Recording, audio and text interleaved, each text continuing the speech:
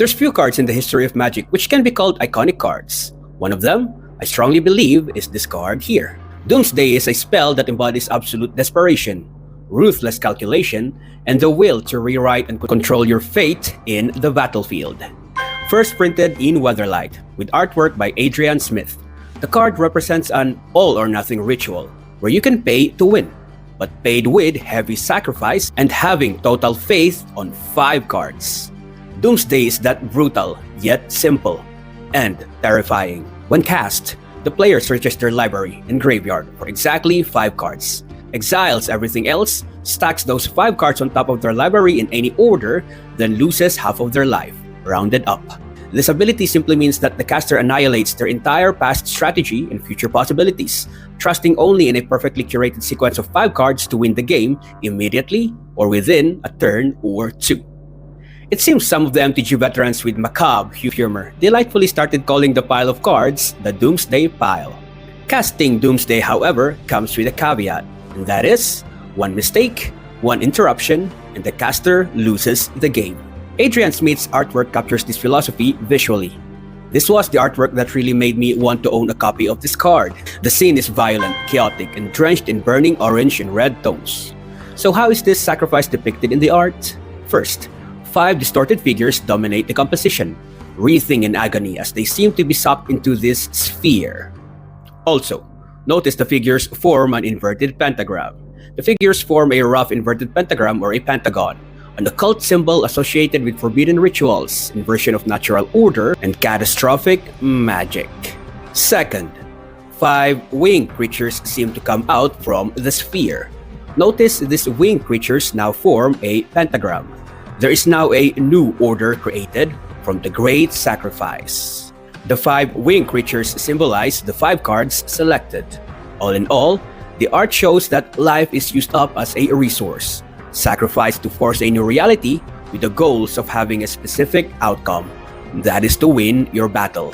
Smith's grimdark style gives the spell an apocalyptic weight. Upon first look of this card, you'd already get the sense of urgency and power. Doomsday does not promise survival. Instead, I believe it promises control. Control over your fate. Just in case you didn't know, in Magic, no, not Magic the Gathering, but like Magic the Occult, it holds that individuals can influence, reshape, or take control of their own fate, moving away from the notion of a purely predestined life. But this only happens The great sacrifice is paid. This is my MTG card, Frog Tongue. It's a freaking wacky art card, and I love it. Let me explain why. It's an enchantment creature card. It comes from the Tempest set, and its ability text reads, when Frog Tongue comes into play, draw a card. Enchanted creature can block creatures with flying. Wow. The ability clearly depicts the in-card lore for this card. For non-MTG players, a creature with no flying ability cannot block creatures with flying ability. This card gives non-flying enchanted creatures the ability to block flying creatures. The enchanted non-flying creature does not gain flying. It only gains the ability to block a flying creature, and according to the art of the card, block by having tongue extended like a frog. Thus, the card's name, Frog Tongue. This story is further explained in the flavor text. But why can I get one sniveled Squee? All the bugs here got wings. A goblin named Squee is complaining about not being given the same Frog Tongue enchantment. Squee himself also wants to catch, rather, block, flying insects around him because he does not have the flying ability. So he wants this enchantment.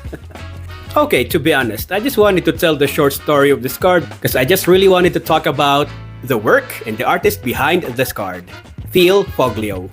Looking at this card compared to other cards of the Tempest set, this card stands out because it looks cartoonish, opposite of the most of the time serious illustrations in MTG. However, I believe this is something good. People should not take themselves way too seriously or they'll lose sight of the fun in life or maybe even lose their sanity. I romantically believe that this was WotC's thinking. They knew Magic the Gathering is a serious game because Wizards did take themselves way too seriously during the early days of Magic. But in my fantasy, I like to believe that Magic minus fun will not help Magic grow. Or Magic will only be scrutinized further because of its satanic references. So I really like to think that maybe WotC allowed light-hearted changes and fun card designs like this one. Because if they didn't, then from the year Magic was conceptualized until today, WotC would have just printed MTG cards with faces of creatures having only bitch face expressions, or art cards showing nothing but gloomy and dark scenery. But they didn't. That's why fun cartoonish cards like this were and are printed. And I love it so much. These are some of the works of Phil Foglio for MTG that I own, and I wish that one day I would come to own some other cards he illustrated, especially these 3. Anyone out there who have these cards just collecting dust in their rooms? Yo, send them to me. In my hands, they will all be taken care of properly, I promise. Here's a quick introduction to the lore of the Lorwyn Eclipse set. On the plane of Lorwyn Shadowmoor, day and night aren't faces, they are identities. Think of Lorwyn Eclipse set's story as like a game developer trying to install updates on Lorwyn every 300 years. Every 300 years, the plane of Lorwyn receives an update called the Great Aurora Update. This update comes in 2 installations. Every 300 years, the Sun Update and the Moon Update alternates. Each update not only updates the world but also updates the characters living in Lorwyn. The Sun Update has eternal daylight, cozy villages, perfect lawns, cooperative natives, and neighbors. While the other half of the update, the Moon Update, has spooky forest, wild magic, emotional damage, creatures that become rugged and destructive. And it seems like both updates bring balance to the world of Lorwyn. However, this update got disrupted when a developer named Una got yeeted. Now, the Sun and Moon updates are mashed up as one big update for the world of Lorwyn. This was not that big update that everyone wanted. This update ruined the world, or maybe improved it. Interpretation is on you whether it's a good update or a bad update. Why? Well, because this is one important essence of the Lorwyn Eclipse set, the idea of duality. With this mashed up update, sunlight bleeds into brambles and moonlight stains golden meadows. What about the creatures? They can cross between light and dark updates, but take note, they don't just change outfits when they do decide to cross from light to dark or dark to light. Creatures undergo a hard factory reset on their personality every time they do cross. Crossing to the day version, creatures turn cooperative and optimistic. The world becomes a Minecraft SMP server where griefing isn't allowed. Crossing to the night version, creatures become chaotic and pranksters. The Minecraft SMP server becomes an anarchy server. By the way, crossing the light or dark and vice versa also hard resets creatures' memories. They won't remember who they were during the Sun update or the Moon update. Depressing because the creatures are expected to function normally but must lose their achievements, purchased game skins, and collective items every time they cross from light to dark or dark to light. Okay, too much computer update references, but that's the best I can explain an introduction for the lore of the Lorwyn Eclipse set. There are more fun stories in the set, but those stories will be told in future videos. Because the remaining 12 seconds, I want to spend begging you guys to subscribe to my channel. I am Moshi Danny and I make Magic the Gathering card lore videos and upload them almost every day. Please subscribe! One day I was trying to find the motivation to enjoy this pathetic excuse for healthy food. Then BAM! I got a message on Instagram. Hello. So blocked. Lamau. Joke. Wait, I have something for you. I saw you collect MTG cards. Yep. Lord of the Rings only though. Oh, this is sad. So you don't want this then? Is that Lord of the Rings? Oh, okay. I'm kidding. No, give me. Is this good for playing Commander or what? I don't know this card. My man, this is a good card. Oh yeah? Alright, send it. Want me to pay for sending? It's fine, I can pay it for you. Don't have to. Hahaha. Bro, I can just give it together with the other pack you bought. Yes, sir! Bro, I got the packs. Thank you. Great. Sleeve it. It's a great card. Much later. Bro! Are you sure about this? I checked the Shopee price for this card. Are you sure? Send it back then. Nah, thanks bro. Beggars can't be choosy. True that, boy. Now give daddy a kiss. Bro, what the hell? Are you serious? Just kidding. Have fun with it. Oh yeah, you know I will. If you've ever looked at this massacre card and thought, scary looking guy. It looks like Mike Tyson about to massacre his enemy inside the boxing ring. Congratulations! You just discovered the entire plot of Magic the Gathering's nemesis, condensed in one word: massacre. Welcome to Wrath, an artificial world made from stolen worlds, stacked like an oily and meaty lasagna, prepping for a full-scale invasion of Dominaria. And who's in charge? Oh, just Krovax, the guy depicted on this card, former noble human, a Mike Tyson lookalike, and now freshly crowned Ascendant Evencar. What does that title mean, you ask?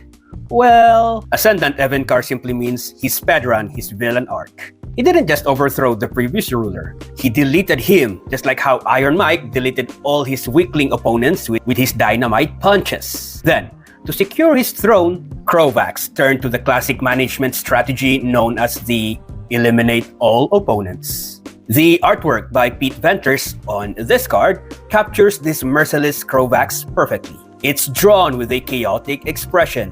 Bodies behind him pile up. Steel spears stand tall. All in all, the illustration gives off a dark vibe like something pretty terrible is happening here. Venters illustrated Krovax to dominate the frame, not only so we can see his sadistic expression, but to also show that Krovax is dominating. The art of this card feels less like an MTG card, but more like a big painting of a corporate manager whose painting hangs on the walls for all the small fry workers to see and fear and revere. And the gameplay of this card? Oh, so dark, so beautiful. Massacre is a black sorcery card that gives all creatures -2/-2. In practical terms, small rebels, soldiers, small utility creatures, all gone, all massacred. This card's ability does not follow a fantasy chivalric duel like how your opponent imagines the games should be. No. Casting this card is pest control, and the pests to eliminate are your opponent's pesky creatures, especially for planes inhabiting creatures. This gameplay reflects the lore perfectly. Krovax doesn't negotiate with small peasants and rebels. He purges them efficiently, surgically. Now you get why the card is named as such? That's what makes this card so iconic. The card name says massacre, the art screams massacre, and the rules text quietly whispers, Yes, that is correct. It's a massacre. So next time someone floods the board with tiny creatures, cast this card. It's not cruelty when you do so. You're just speedrunning your way towards your villain arc, just like Krovax did. Bonus lore!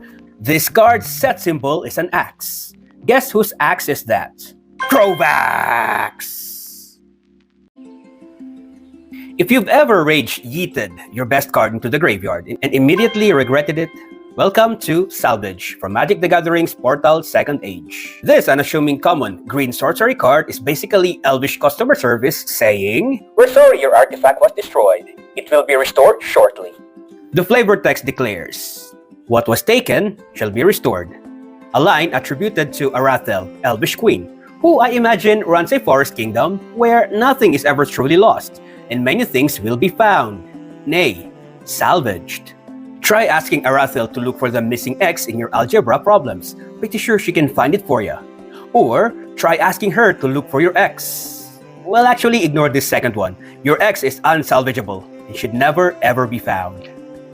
For longtime MTG fans, especially the green mana players, they personally know that this ability is peak green mana philosophy. In Magic, green doesn't panic when they lose cards. Green trusts the cycle and recycle.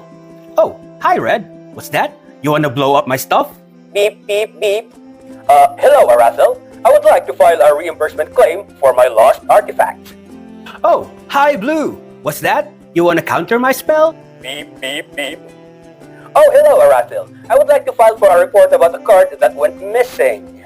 Oh, hi Black. What's that? You wanna destroy my creatures? Beep, beep, beep.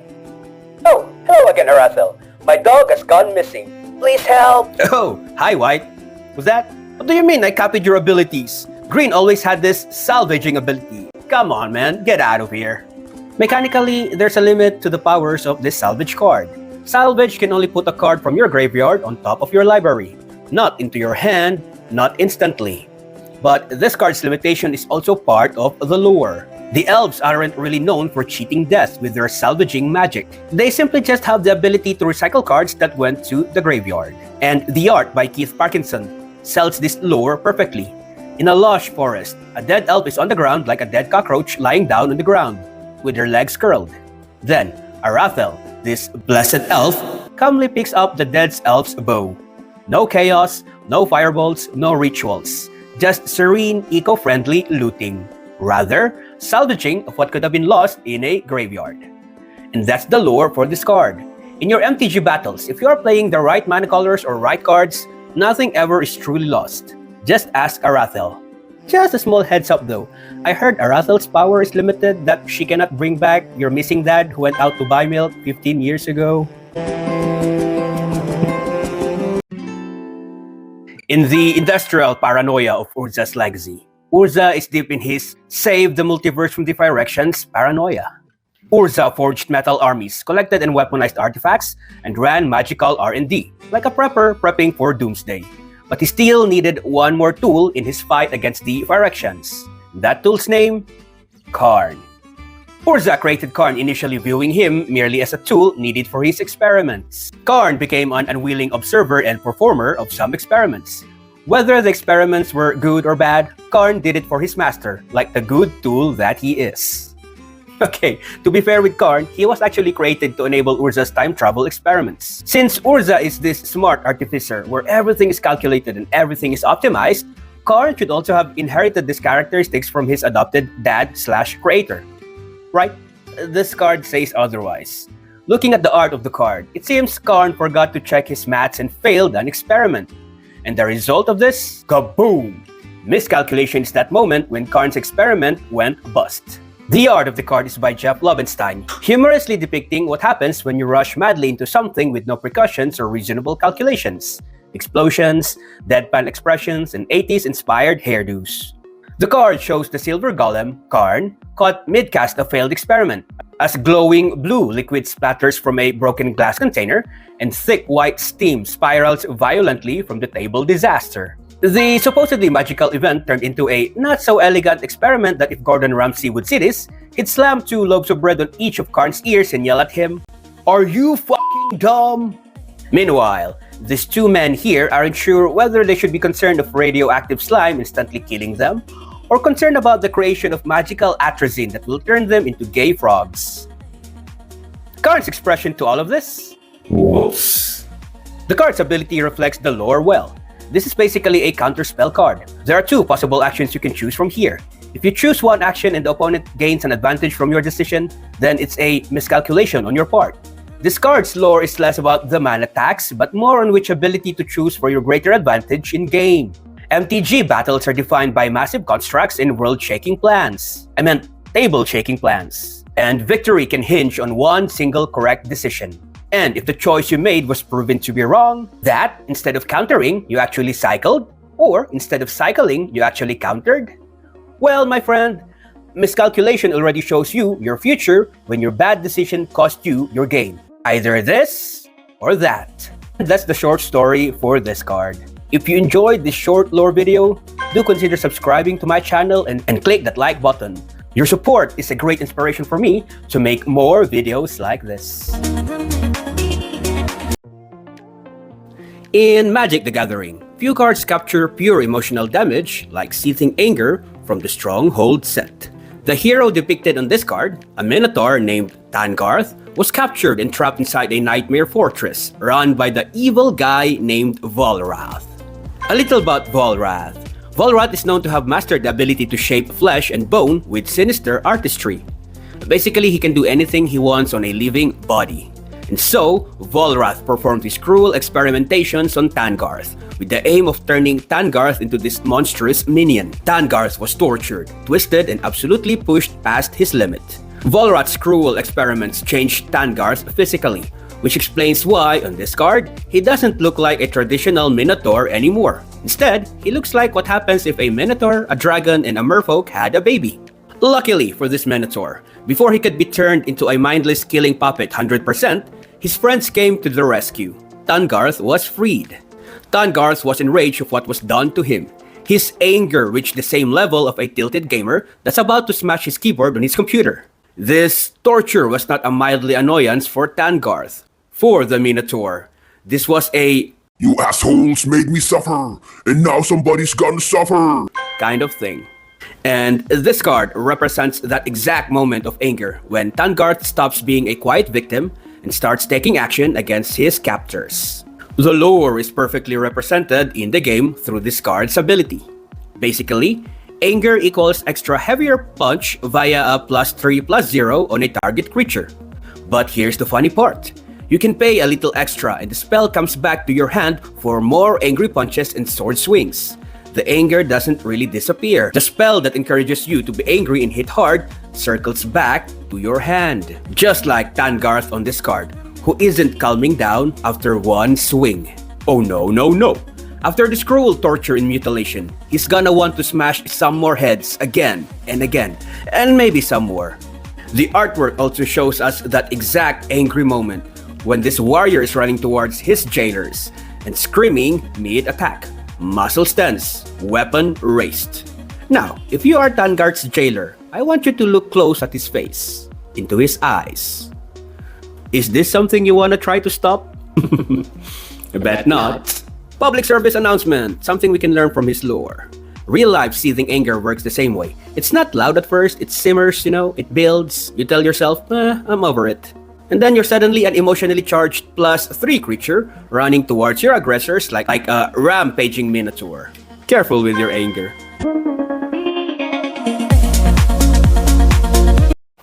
Sorry, not really a card lore, but more like a card analysis. This is a reprint of Horned Turtle, but in simplified Chinese, alternate art. Horned Turtle is a simple blue common creature, originally printed in the 1997 Portal set. Mechanically, it's forgettable. But what makes this card notable isn't what it does, but how it looks. In the original Portal release for the simplified Chinese market, Wizards of the Coast used entirely different artwork for a handful of cards. Horned Turtle is one of those cards. Instead of the familiar turtle, the Chinese version shows a horned turtle locking in a woman's arm in its mouth. That art never appeared anywhere else, until now, inside Mystery Booster 2 packs. One interesting thing about this card is it lacks the Planeswalker symbol, as you guys can see here. This is not a misprint, which some people online seem to oddly claim. The card is an adjusted reprint. This version often excludes the Planeswalker stamp used on the list. In other words, the missing symbol is a deliberate design choice, meant to preserve the odd, era-specific feel of the card. Another reason that makes this card interesting is that this reprint exists after Wizards stopped printing Chinese language cards, starting around Bloomborough, I think. This Horned Turtle isn't a return to Chinese production. It's a historical callback, reusing foreign exclusive art inside an English language product as a collectible curiosity. And people's reaction on this reprint were somewhat tepid to say the least. There's not really a big backlash or a loud hooray when this card was discovered to have been reprinted. So, that should hint at the price for this card.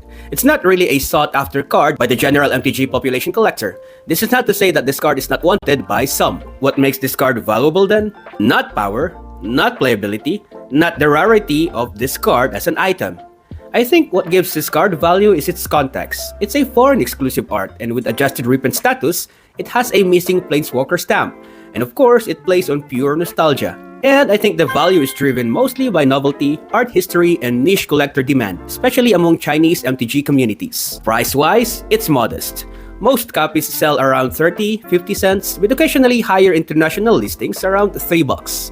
And I tried checking eBay and I found on eBay some people actually tried to sell this around $200. Take note, niche collector demand. This card won't make you money despite how hard you sell it as or mislabel it as misprint or a rare art card. But as for me, I don't see myself selling this card. It's too weird, it's too interesting, and too historically specific to let go. Unless of course a Chinese millionaire offers me 1 million yuan for this. At that point, then this turtle can swim away towards his new master. Yo, where you at, my Chinese millionaires? On the gothic horror plane of Innistrad, where the weather forecast is eternal depression with a chance of demons raining, Talia Heretica Thar built her legend the old-fashioned way, with balls bigger than most men of Innistrad, despite her design looking like this pretty lady that looked like a princess in distress. Talia started as one of the best in her group, basically top of her class at Monster Slaying Academy. She rose quickly under the military leader named Lothar. From Lothar, Talia learned about this big, shiny, definitely not suspicious silver obelisk called the Hell Vault. Talia was never told what this big monstrous rock is, or why they are protecting this weird-ass rock. Plot twist, it was actually a celestial prison, trapping the missing Archangel Avacyn, protector of Talia's world. Along with the angel, some extremely angry demons also were trapped inside the Hell Vault, including your ogre mom, including your psycho ex, and including the mafia boss you owe money to. Enter, my love, Liliana Vess, professional necromancer, planeswalker, and a part-time problem maker. Liliana held hostage Talia's soldiers and ordered Talia to destroy the rock prison. Talia was forced to destroy the Hell Vault, else her soldiers will be turned to mindless undead. With the Hell Vault destroyed, it released both Angel Avacyn and the demon Griselbrand. So what does this mean to Talia and the world? Well, one small oopsie for Talia, and one big yatta desne for their world, because Avacyn release means all powers related to Avacyn, powers used to fight demons and vampires, are also back. But only for a short time, because later on, Avacyn went crazy. For the lore of Avacyn going nuts, check this video link below here. Crazy Avacyn started purging humans so fast you'd think she's like a woman swiping left on Tinder so fast for hundreds of times looking for a perfect man that never existed. Talia saw this and she was like, yep, I'm out of here. Later on, Talia discovers that their church was rotting from within, infiltrated by cult people that worshipped a demon. Just like big churches of the real world, they also tried to silence Talia. But she was not blind though, so instead of fighting back, she walks away. Thus, the name Heretic Cathar was given to her. She went on to have heroic adventures. She formed the Order of Saint of Traft and teamed up with a ghost. She was even given Avacyn's own spear and teamed up with another angel to fight spaghettified creatures. Lastly, she teamed up with a monster frog. Yep, you heard that right. She teamed up with a monster frog. How cool is that? And that's the short lore of Talia Heretic Cathar. When the system rots, sometimes the most faithful thing you can do is what you did. Walk away and pick up a spear and say, fuck the police, fuck the government, and fuck the church. And go slay some monsters, just like she did.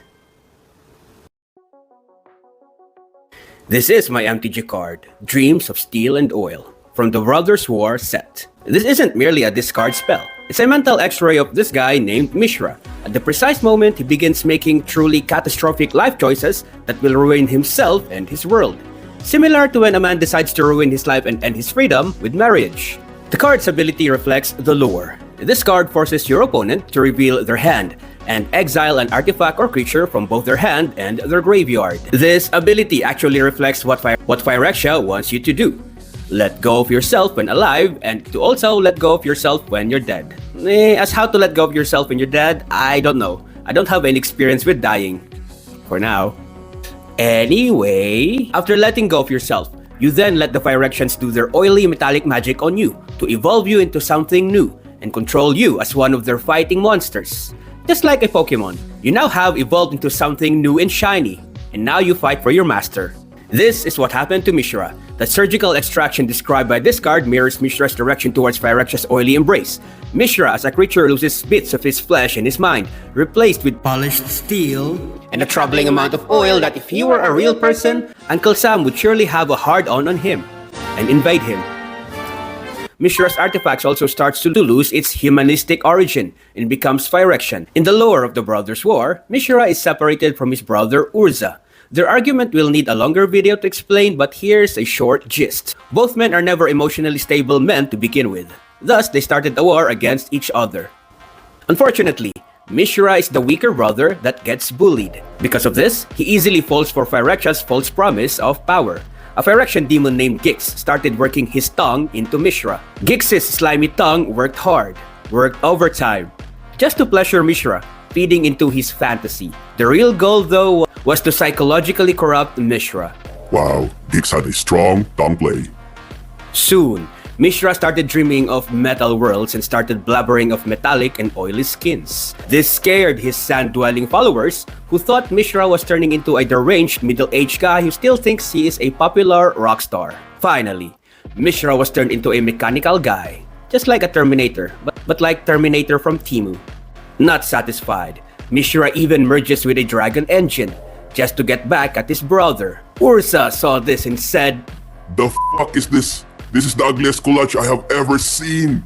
In response, Ursa detonated a bomb so powerful it destroyed not only his Temu Terminator brother, but it also destroyed the land they were on. Bruh, this brother argument destroyed a continent, almost destroying a world too.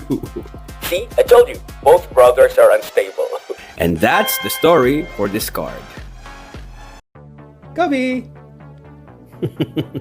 Coming from an Asian culture, it's so normal for us to pray to our ancestors, to our god that we worship, and of course, to our pets. I hope Kobe gave luck on this pack. It's Chinese New Year, by the way, so the perfect pack to open? Avatar: The Last Airbender, which is filled with Asian culture and inspiration. I have already gotten Ozai from a pack I bought before. Click the video link below for you to see me open and pull Ozai. But right now, from this pack, I would really love to get an Uncle Iroh card. He is my favorite character from the show. He is so smart, he is so funny, he is so quirky, and I'm pretty sure he is also your favorite. So yeah, getting Uncle Iroh in his tea shop would be very nice.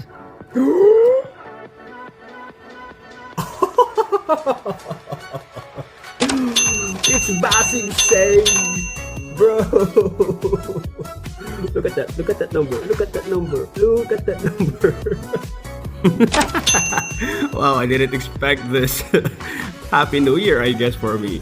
Kong Hei Fat Choy, as they say, or as I would like to say, Kong Hei Fat Fool. Once again, I'm Moshi Danny, and don't forget to subscribe. You just gave me something good. I'm gonna let you bless the other packs next time. What is the price to be paid for being arrogant? Maybe this card can tell us the answer. This is my card, Abrade. There's other printings of the Abrade card, but I want to talk about this card specifically. This card that comes from the plane of Innistrad. I have two of them. These Abrade cards have a pretty art on them. A little lore, yes, but the art is just stunning. For the ability of this card, for those unfamiliar, Abrade is a modal spell, meaning it offers a choice between two different effects when casts. The player chooses one of the following when casting. Abrade deals 3 damage to target creature. Destroy target artifact. Due to its flexibility and low cost, it is widely considered one of the best red removal spells, often played in formats ranging from Standard to Modern, Legacy, and Commander. For the art of the card, notice that the art shows sharp geometric shapes, vibrant color contrast, and dynamic, violent movement. The art depicts a chaotic scene where a creature or an artifact, the shape of a human, is brutally being destroyed by something or someone. In the background, a golden circle. Inside the golden circle, a falcon, illustrated with sharp lines and corners. You can just feel how intense the scene is, with all the exploded parts, the color contrast, the dramatic illustration of the creature or artifact, and the intense lines and angles used to illustrate the falcon. This version captures a moment of abrading, meaning tearing, crushing, or grinding down metal.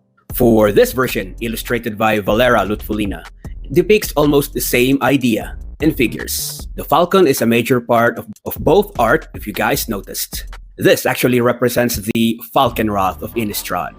The Falkenrath are one of the 4 major elite vampire bloodlines on the plane of Innistrad, known for being ruthless, cruel, and expert aerial warriors. Both of these cards are about the Falkenrath and how they treat with arrogant creatures or artifacts to try to deal with them. So, what is the price to be paid for being arrogant? Go have a meeting with the Falkenrath. They will tell you their answer. Only when you're on the ground with broken bones, shattered body, and unrecognizable face.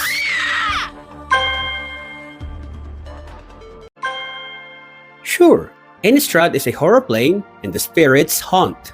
However, when their world is threatened by this interplanar spaghetti monster, even the spirits are ready to defend their world and its inhabitants. This is my MTG card, Spell Queller.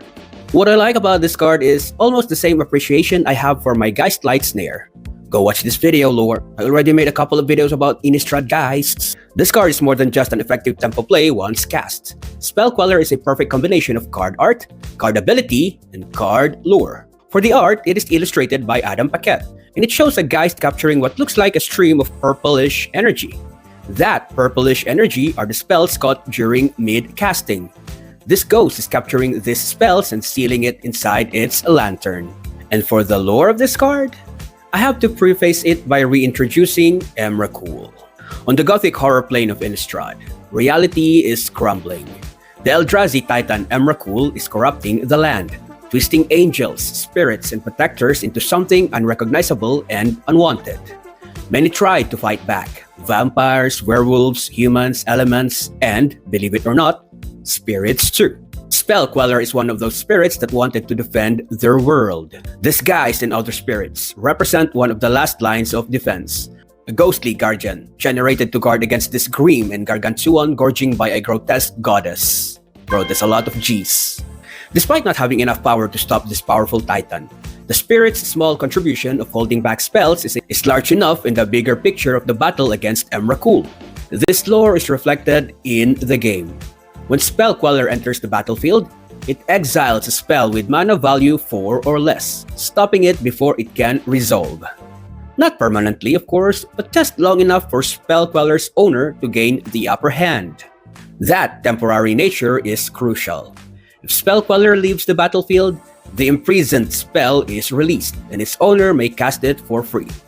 As a card, Spell Queller is a counter creature, a rare hybrid of disruption and board presence. Its flash ability reflects its sudden intervention, while its flying ability emphasizes its ghostly ability of flying to and fro. All of this card's abilities can also be interpreted as abilities fitting a guardian that is acting in desperation to help its world. And despite Spell Queller only being able to provide a short delay, a momentary pause as its contribution, sometimes that one pause, one moment is all you need to find victory. It's February 14, and you know the color of February 14? You're right, it's red! I especially reserved this pack for today. Even the nerd approves of what I did. Cool. I am still hunting for Angel Gisela. Of course, getting the other valuable and beautiful cards from this pack would be great, but right now in my mind, Angel Gisela is the chase I'm running after. Alright, time to check what this pack has to offer. For those new to my channel, I am Moshi Danny, and I make Magic the Gathering Card Lore short videos here in YouTube.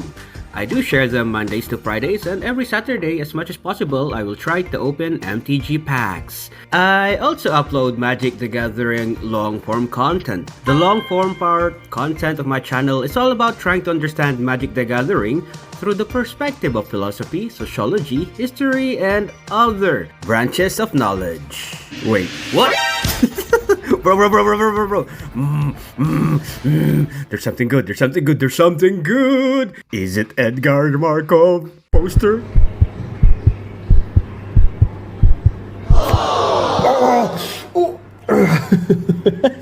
And I thought it's like Edgar, but it's Olivia Voldaren.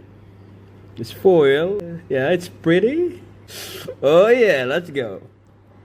Bro, I thought it's Edgar. The other last 3 cards are useless. Well, at least this is beautiful. This is a pretty card. Yeah, I know where she belongs to. She belongs to my binder. Alright, at least I have now some of the movie poster cards. It looks so beautiful. Once again, I'm Moshi Danny. Don't forget to subscribe. Come on, hit the subscribe button. I know you want it. Let's go. This is my card, Geist Light Snare. And this will help us understand a little bit about the Geist that roam Innistrad. Firstly, this card's ability, because it gives us a clue about its lore. The ability text reads, this spell costs 1 mana less to cast if you control a spirit. It also costs 1 mana less to cast if you control an enchantment. Counter target spell unless its controller pays 3 mana. This card, Trap, will effectively work with the help of a spirit and an enchantment, the preparation, and bait. Who do we want to trap here according to this card's lore and ability? Well, we are trying to trap our opponents using this card. We show our opponents strong or bothersome spirit creature and enchantment, which will influence our opponent, nay, urge our opponent to become aggressive come their turn. And as soon as they cast a card that will destroy our spirit creature or our enchantment or our trap, we cast this card instantly, forcing our opponent to pay 3 mana for their destructive action to happen. Usually they can't, because usually they have already spent their mana casting cards and preparing their battlefield. So, the lore for this card simply is this. This is a Trap card. Don't lol me, I just thought it's funny to write that in the script. But to be serious, this card, in a way, does want to trap our opponent. We can further see this trapping lore via the card's flavor text. Tamil had always wanted a closer look at the Geist's lantern. Now, he had an eternity to study one. We don't have the need to know who Tamil is, except the fact that this person is dumb. But what we want to know is that this Geist uses the lantern as a snare to trap those that linger too close to it. Mostly, Geists use their lanterns to guide others. However, this is Innistrad. Not all that provide light will lead you to your safety. As we saw from this card's ability and flavor text, some Geists use their lantern to lure dum-dums toward the lantern, trapping them inside until the victims become Geists themselves. Now you might think you can escape this Guide's snare? Well, you yourself are a dum-dum if you think you can. If you're not familiar with snares, well, the more you resist and the more you try to escape, the tighter the snare gets. So that's the lore for this card. And for Geists of Innistrad. Some of them are like Casper, the friendly ghost. But then, some of them are like those man with candies, luring people inside their vans. Nerds, don't ever go inside anybody's van, even if they offered you a very pricey MTG card. Imagine a spell so rude, it looks at your carefully built army and says, yes, very impressive. Oh, by the way, your creatures are... Omae wa mou shinderu. And your field is now full of weakling 1/1 Mog Goblins. This is Mog Infestation. These guys are quite rowdy. Mechanically, Mog Infestation destroys every creature a target player controls and replaces them with a wriggling mass of 1/1 red goblin tokens. In gameplay terms, it's not so much a board wipe for your creature, but more like a career change for them. I cast Mog Infestation, and now your dragons, angels, legendary heroes, now all of them are dead and are replaced with Mogs. Congratulations! Now you own a bunch of brainless goblins that are so useless as your college degree. Sorry. Lore-wise, this is perfectly on brand of what Mogs are. Mogs are not your average goblins. They come from Wrath, the nightmare factory plane run by Phyrexians, and their manager of misery, Volroth. Mogs are goblin hybrids, bred for war, designed to be strong, loud, obedient, and most notably, expendable. Even though they were engineered by Phyrexian influence, Mogs are not Phyrexians themselves. They're much worse. They're disposable workers with clubs for weapons. And Mogs don't fight alone. They fight as a unit. It takes 2 or more Mogs to tango. 1 Mog is pretty useless. 50 Mogs? Bro, this is a managerial crisis. Their cards reflect these issues. They sacrifice themselves, they explode for damage, they refuse to work alone, and then occasionally die just to prove a point. Mog Fanatics throw himself at things. Mog Raiders eats his coworkers for protein. Mog Flunkies can even attack unless someone holds their hand. It encourages them. So, what does Mog Infestation represent? Well, it represents Phyrexian philosophy in spell form. Why destroy your enemy when you can replace them with something cheap, something annoying, and infinitely ugly? That's the grim joke of the Mog's existence. In Rat's brutal ecosystem, where these guys come from, their purpose is not to survive, not to win for glory, nor to be remembered. Their job is very simple. Call on other Mogs, walk down the grass field holding hands, shouting and hissing together, and go start a riot. And of course, you gotta leave your common sense behind for a complete Mog life experience.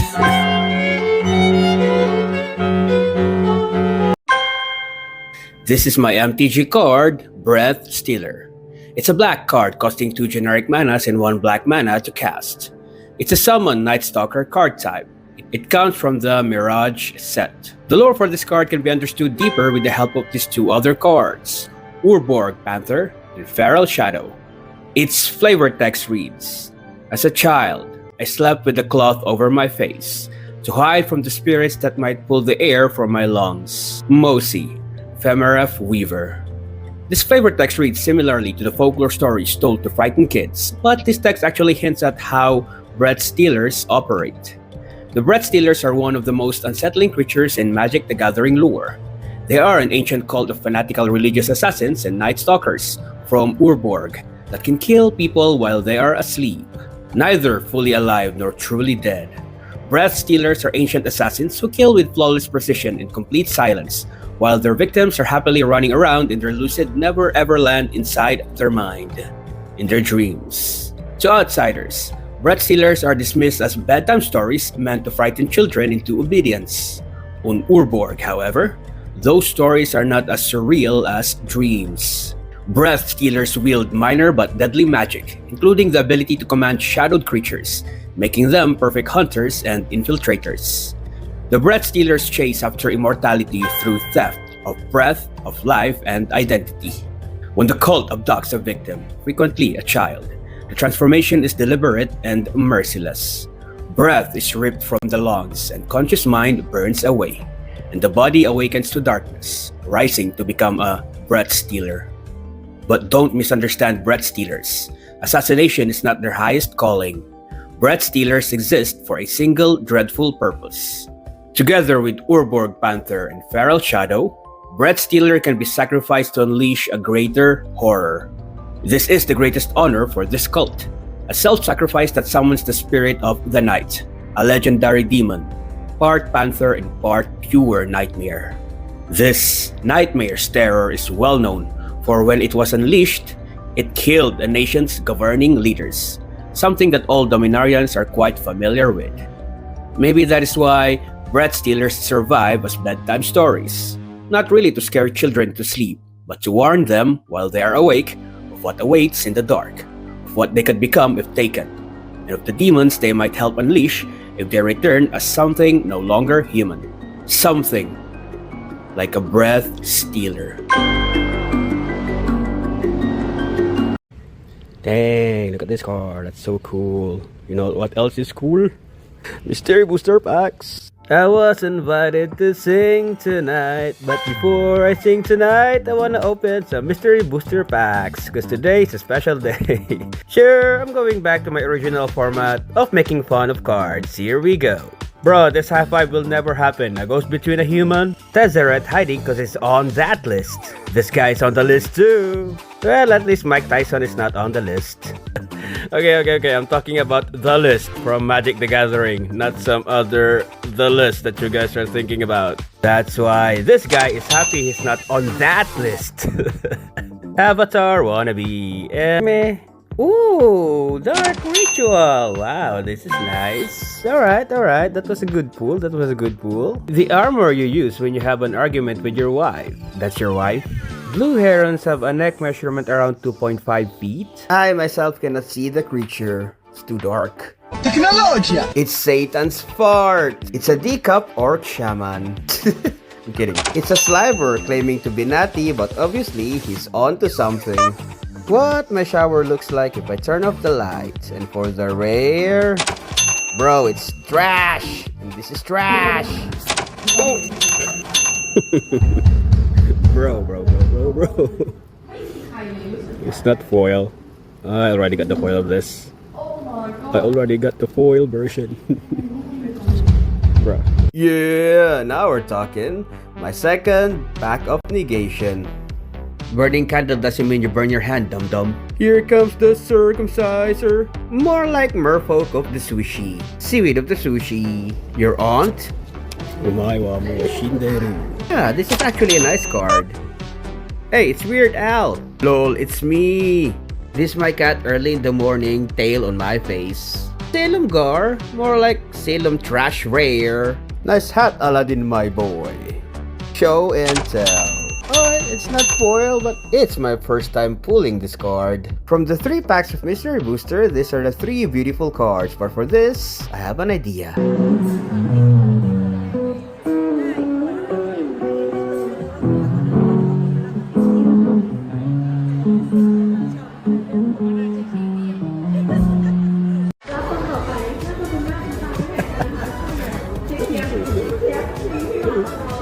Alright, okay. I hope that will help you in your deck, kid.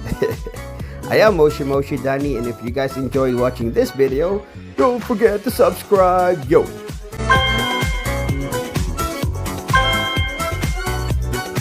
The reason why I don't have so much Innistrad Remastered Collector Booster Packs opening in this channel is because other people are also buying this pack. Oh my god. It's not only me buying Innistrad packs in my LGS. Anyway, I was able to source 3 packs, as you guys can see here, from a guy far away from me, from a different province. So I had to pay a little bit expensive for this, for the shipping cost. Alright, let's see what this pack has to offer. Oh look, it's a 40-year-old guy trying to party like he's 18 years old. Run, Forrest, run! Burning religious books in some countries could actually land you in jail. In New York, carrying a sword in public could land you in jail. At first, I thought this was a naked woman. Ooh, one of the pricey common cards, $1. A dragoon is a 17th century historical infantry soldier who rode on horses but fought on foot. Yo ho ho ho! I got one of the angel sisters, but I don't need her. I actually need the other angel sisters. Bruh. I need the other angel sister because that's half of this card. And for the special card, Collective Brutality. Not bad, not bad. Wait, what? Are you kidding me? Bro, 2 Collective Brutality in 1 pack, and the last card is Galvanic Iteration. Well, I guess you can say it's lucky. Anyway, I'm Moshi Danny, and I make Magic the Gathering card lore videos and share them Mondays to Fridays. Click the subscribe button cause your mom didn't raise no bitch. In my collections, some cards seem to easily earn dislike and despise from MTG players. Example, this card. This is my MTG card, Deadeye Navigator. This is a 5/5 blue spirit creature from the plane of Innistrad. The card does not have a deep, central role in the storyline of Innistrad, but it has earned a notorious reputation in gameplay lore. The art of the card shows a ghostly captain or navigator in control of a boat or a ship, depending on which versions you guys own. On the left side of the art, the guise is glowing blue. The glowing body is housed inside a ruined black clothing.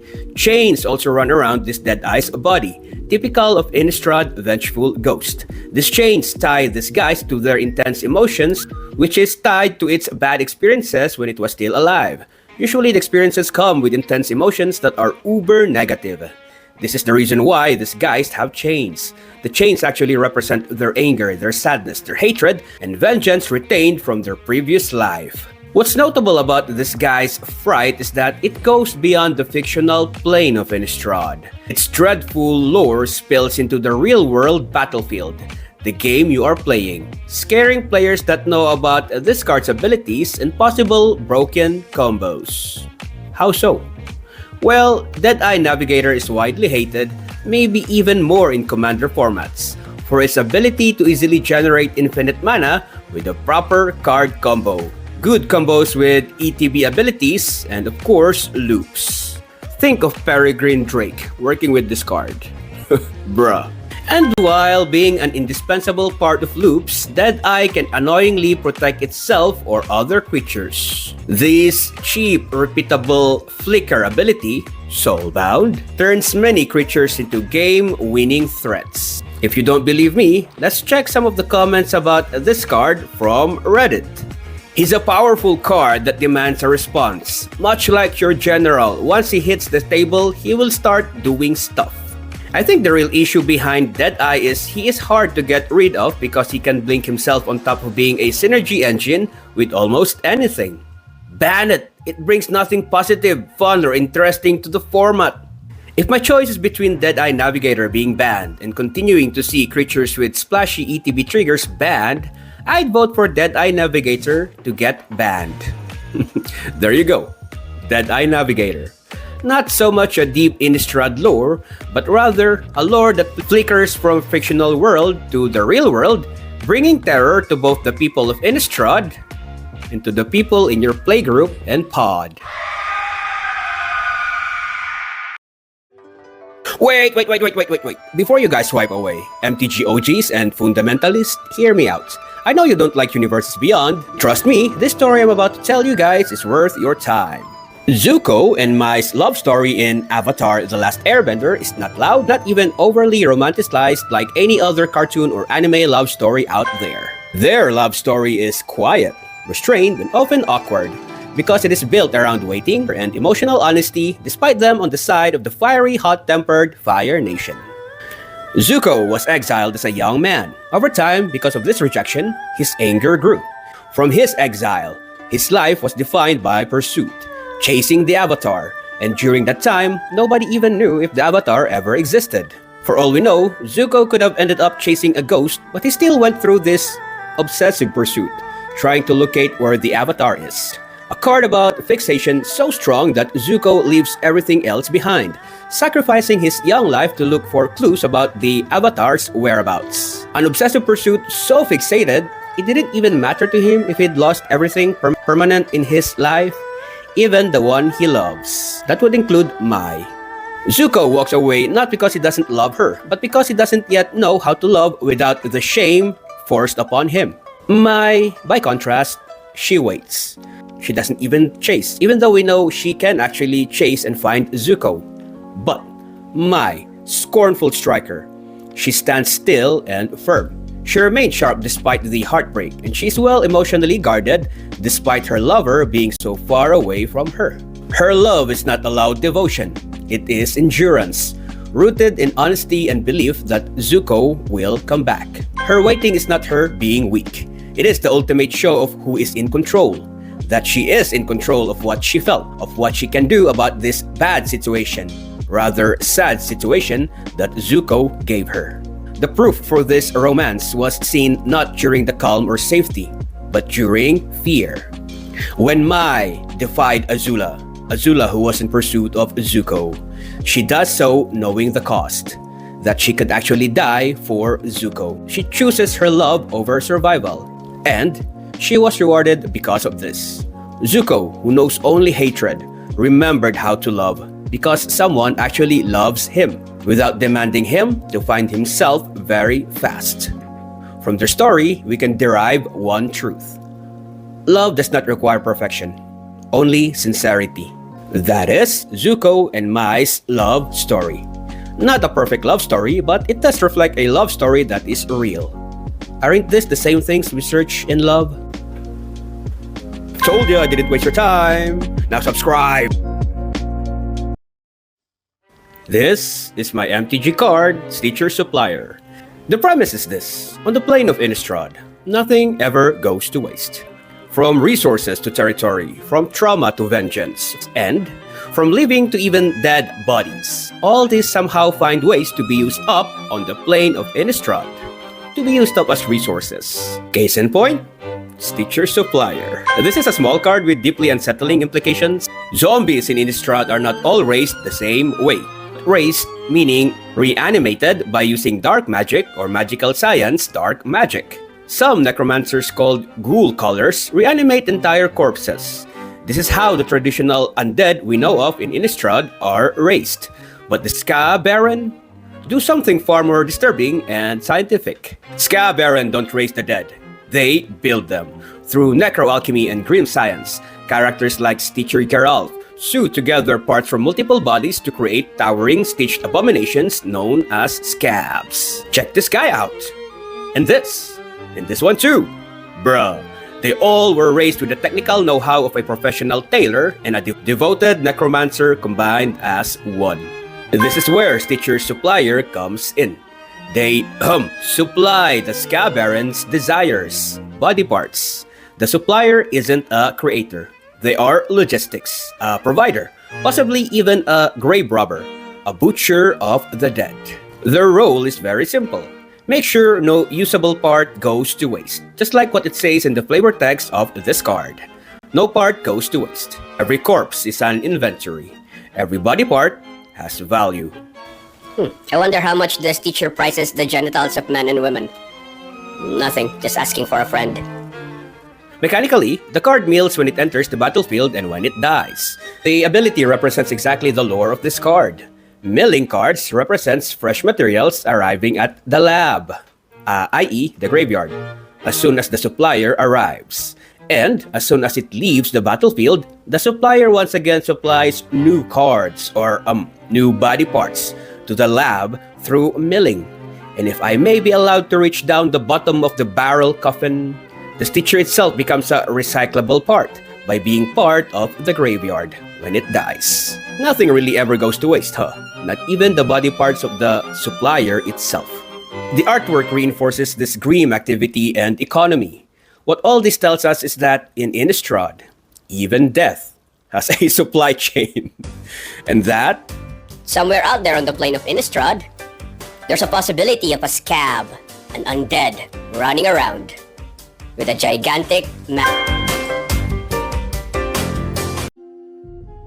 I am Asian, and it's totally normal for me to feel superstitious, nostalgic, and unreasonably emotional about these numbers because I won't be able to see them again. Oh hey, 1,000 subs! I didn't expect to reach this actually, to be honest. We did this month too, oh my god. So, to celebrate this small milestone, I went to my local LGS and bought me some mystery booster packs. 4 of them, and I want to open it to you guys. Now I want you guys to stay tuned until the end. There's a big pool. It's not a clickbait, it's not me trying to trick you to stay long, but there's a big pool. Anyway, speaking of big, I really want to make this channel big. I am Moshi Danny and I make card lore videos about Magic the Gathering cards. I tell stories about the cards that I own and maybe will own in the future, and maybe if you guys will comment, I want to tell the stories of your favorite cards too. I want to be that channel that tells the card lore, the stories of the cards. There's already a bunch of YouTube channels that tells the bigger lore, but very few tells the story of the cards that we own. Single cards that we own. So, if you guys wouldn't mind, can you please hit the subscribe button for me, please? Thank you so much. And if you can find it in your heart to also go watch the previous videos I made. I am so proud of them. I have a bunch of video story card lore in the short section of my channel. Most of them are about Innistrad because Innistrad is my most favorite plane of them all, but there's also very interesting card lore videos there, so go check them out. Don't forget to click like and don't forget to share those videos. And the promise I can give you is the more support I get, the more inspired I become, the more short video Magic the Gathering card lore videos I can share. So I would really appreciate it if you guys will show support to a dreamer planeswalker that is me. And every milestone I'll reach, I will open packs just like what I'm doing right now. And maybe because of you guys, I would be able to pull awesome cards like this one. This is my second Mystery Booster 2 foil card, and it's so beautiful. Can you guys see that? Bruh, it's not the priciest one, but it is beautiful. So I'm Moshi Danny. Please subscribe! My favorite coffee shop still hasn't taken down the Christmas decorations. That's cool. You know what else is cool? Opening up Mystery Booster packs! Let's go! Mystery Booster 2 today because the local LGS in my area ran out of Innistrad Remastered Collector Boosters, and they still don't have Lorwyn Eclipse Collector Booster packs. They do have Universes Beyond, but I'm not really a big fan of those. So the best option to get today is Mystery Booster 2. They're fire. You know what else is fire? Jujutsu Kaisen! Guys, you should watch Jujutsu Kaisen Season 3! Or if you haven't heard of Jujutsu Kaisen, I implore you, go watch it. Bruh, you're missing out. JJK has some of the best animation, best story, and I guess you can say best character designs out there. Anyway, enough talking about anime. Let's make fun of these cards. It's a furry in a magical world. This is what you do when there's no toilet in the forest. More like Scion of Gatorade. You playing Twister with your tall girlfriend. It's Batman riding a bat, holding a bat. It's you escaping a prison called school. Your stomach when you had too much of that curry. How we should all be living according to the fantasy of all environmental activists. My cat when he realized his reflection is not real. Coffin Queen, having 4 hands for the seed time queen. Your relatives at the back when they see you win the lottery. Right, I haven't hit the jackpot of the MTG lottery, but all of these cards are quite beautiful, especially the Rebecca Gay card. If you enjoyed this video, don't forget to subscribe. I upload Magic the Gathering card lores Monday to Fridays and open packs every Saturdays. Bruh.